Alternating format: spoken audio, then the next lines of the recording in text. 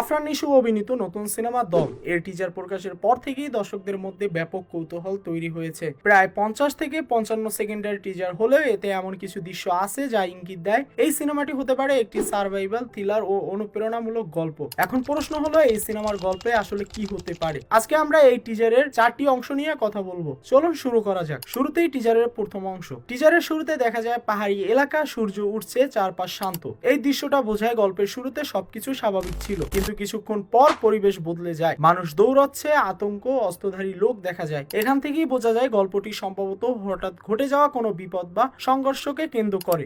2 number হলো আফরান নিশুর চরিত্র। টিজারে আফরান নিশুকে দেখা যায় খুব ক্লান্ত, আহত এবং আতঙ্কিত অবস্থায়। শেষে তিনি বলেন, আমি শাহজাহান ইসলাম নূর, বাংলাদেশি মুসলমান, মনে রাখো।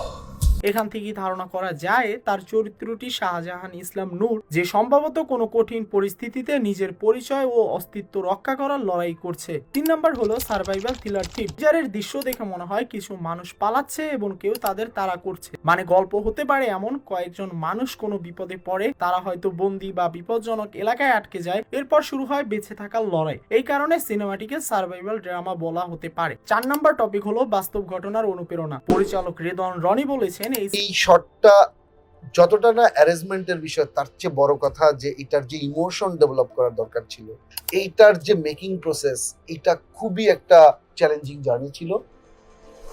সর্বোপরি টিজারটি দেখে অনেকেই ধারণা করছে একজন সাধারণ বাংলাদেশি মানুষ শাহজাহান ইসলাম নূর হঠাৎ এমন এক পরিস্থিতিতে পড়ে যেখানে তাকে বাঁচতে হলে নিজের সাহস, বুদ্ধি এবং শক্তি দিয়ে লড়াই করতে হবে। অর্থাৎ এই সিনেমা হতে পারে একজন সাধারণ মানুষের অসাধারণ বেঁচে থাকার গল্প, পুরো সিনেমাটি মুক্তি পাওয়া পর্যন্ত। আর এরকম ইন্টারেস্টিং ভিডিও দেখতে সাবস্ক্রাইব করুন স্পার্ক। আমি শাহজাহান ইসলাম নূর, বাংলাদেশি মুসলমান, মনে রাখো।